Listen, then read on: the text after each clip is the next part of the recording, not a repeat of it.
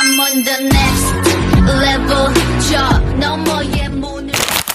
គ្រាន់តែប្រឡងហើយភ្លាមមិត្តភ័ក្តិទូរគីទាំងប្រមាណហ្នឹងនាំគ្នាអស់វេលាទៅដើរលេងតាមភូមិស្រុកគេអីអស់ហើយនៅឡើយតែពួកខ្ញុំទេប្រឡងហើយមានអីទេក្រៅពីធ្វើម្ហូបញ៉ាំជុំគ្នាអីចឹងណាជំរាបសួរសួស្តីអស្សឡាមអាឡៃគុំបងប្អូនទាំងអស់គ្នាថ្ងៃនេះផងដែរពួកខ្ញុំមកធ្វើម្ហូបជុំគ្នាទៀតហើយគ្រាន់តែឃើញក្បាលវីដេអូមកក៏ដឹងថាម្ហូបមកពីខាងណាដែរតាំងពីទៅខ្ញុំអត់ចង់ធ្វើវីដេអូនេះទេប៉ុន្តែមានអារម្មណ៍ថាស្ដាយអញ្ចឹងចាត់ទុកជាអនុស្សាវរីយ៍អីចឹងទៅហើយណាមួយមេតិចអញ្ចឹងធ្វើស៊ុបក្តៅលក្ខណៈថាឆ្ងាញ់រ៉ូមែនទិកអីចឹងណាជាមួយមិត្តភ័ក្តិរួមបន្ទប់មួយគ្នាពួកខ្ញុំអាចតែធ្វើម្ហូបញ៉ាំជុំគ្នាអីចឹងទៅតែងតែចែកវេនគ្នាម្នាក់ទៅផ្សារម្នាក់នៅក្នុងបន្ទប់រៀបចំអីបានទុកដាក់ត្រៀមយកទៅធ្វើម្ហូបនៅក្នុងផ្ទះបាយខាងក្រោមអីចឹងណាប៉ុន្តែលើកនេះវេនខ្ញុំ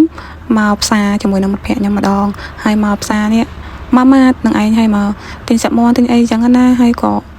នឹងឯងទិញគ្រឿងអីអត់សូវគ្រប់ទេដោយសារតែម៉ាត់នីមួយផលិតផលខុសៗគ្នាអីចឹងទៅម៉ាត់នេះមានម៉ាត់នោះអត់មានអីចឹងណាហើយឥឡូវចេញពីម៉ាត់ទី1ទៅម៉ាត់ទី2ក៏ជួបមិត្តភ័ក្តិដែលចៃដន្យមិត្តភ័ក្តិជនជាតិកាហ្សាគីស្ថានគាត់ស្អាតមែនទែនផ្នែកតឹងអូយមិត្តភ័ក្តិខ្ញុំមួយនេះស្អាតខ្លាំងហ្មងណាអៃដលនៅម្ដុំកន្លែងខ្ញុំនៅហ្នឹងសបោម៉ាត់ច្រើនមែនទែនមានឡើង3 4ណាមិត្តភ័ក្តិដែលមកលេងនៅសាកាន់ខ្ញុំនៅដុំខ្ញុំអីហ្នឹងតែងតែច្នៃហ្មងហើយតាគេមានកន្លែងម៉ាត់ច្រើនអីចឹងណាព្រោះកន្លែងខ្លះកន្លែងសិស្សដុំខ្លះគឺអត់មានម៉ាត់អីច្រើនទេពិបាកទៅទិញអីចឹងទៅប៉ុន្តែកន្លែងខ្ញុំ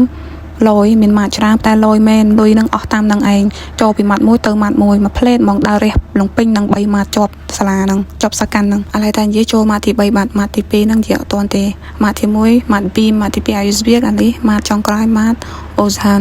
ម៉ាត់នេះថ្លៃជាងគេពួកខ្ញុំថារបស់កិច្ចថាចង់ទៅទិញម៉ាត់នៅនេះទេវាថ្លៃពេកថោកតែបន្លែតែមួយគត់ទៅពេលទៅត្រូវតែមកទិញហើយរបៀបថាម៉ាត់3ជាប់គ្នាដេញជើងគ្នាអញ្ចឹងណាម៉ាត់នេះបន្លែថោកម៉ាត់នោះបន្លែថ្លៃម៉ាត់មួយទៀតគ្រឿងក្រៅតម្លៃសមរម្យម៉ាត់មួយទៀតថ្លៃកប់អីចឹងណាដេញជើងគ្នាហ្មងហើយខ្ញុំនេះមកហូបឆ្ងាញ់ធ្លាក់ពីលើមិនយ៉ាងណាក៏ដោយក៏ចោលនំប៉័ងដែរឥឡូវចុះមកក្រោមចូលផ្ទះបាយនាំគ្នាធ្វើមកហូបហើយការងាររៀងខ្លួនហើយអានេះមិត្តភ័ក្តិខ្ញុំព្រោះខ្ញុំចិត្តខ្ទឹមបារាំងឥឡូវដល់វគ្គចិត្តខ្លួនឯងហើយពីតាមវេទនាសាហាវវេទនាជាងចូលសមរភូមិទៀតមិត្តភ័ក្តិខ្ញុំនេះអាគ្នាស្អប់ខ្ទឹមបារាំងហើយមកគ្នាចិត្តខ្ទឹមបារាំងទៀតហើយចិត្តបដាឆ្លោះគ្នាមួយខ្ទឹមបារាំងបដា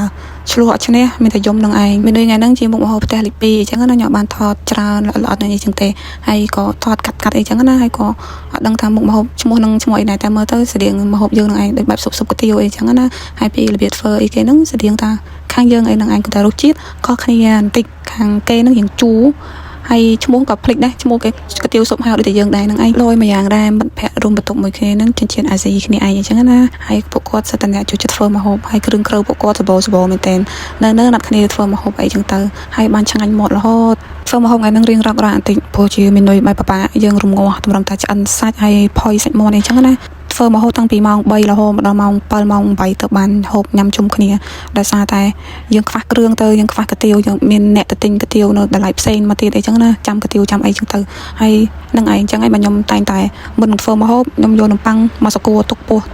ឲ្យហើយព្រោះនំប៉័ងគឺជាអាយុជីវិតរបស់ខ្ញុំបន្ទាប់ពីបាយនឹងឯងកំពុងឆ្ងល់នេះរាល់ដងធ្វើម្ហូបតែមួយផ្លេតបានញ៉ាំហើយលើកនេះរៀងយូរម៉េចនឹកថាស៊ុបអាចនឹងរងាស់យូរឬក៏មិនយកដឹងទេណាតែទៅវិញទៅមកពីថែមសមាជិកមកពី3នាក់អីចឹងទៅរាល់ដងធ្វើតែជាមួយនឹងមិត្តភ័ក្តិរួមបន្ទប់មួយគ្នា5-6នាក់អីចឹងណាតែពេលទៅគ្រឿងក្រៅក៏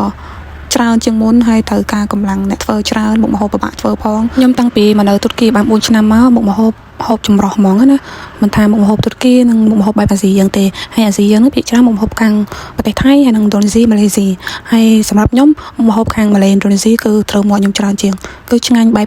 ប្លែកហើយហិលជូរផ្អែមអីចឹងណាដោយសារតែម្ហូបខាងគាត់លក្ខណៈថានិយាយរួមទៅតំណងហ្មងណាបើមុខម្ហូបផ្ទះលេខ2វាស្តៀងមួយយើងសឹងតែ 100% ទៅហើយតែពេលទៅខ្ញុំនិយាយច្រើនណាស៊ុបអត់ម្ទេសអត់បានហ្មងណាហើយម្ទេសហុយនេះប្រចាំតកោពួកខ្ញុំហ្មងម្ទេសយកមកពីស្រុកខ្មែរម្ទេសស្រស់ហុយស្រស់ 100% អីចឹងណាហើយហិលហោះហ្មងណាដាក់ជាមួយនឹងស៊ុបយ៉ាងទៀតកាន់តែជាតិហ្មងវីដេអូថ្ងៃហ្នឹងមានតែប៉ុណ្្នឹងទេជួបគ្នាក្នុងវីដេអូក្រោយអ៊ីនសាអល់ឡោះ Gurusharus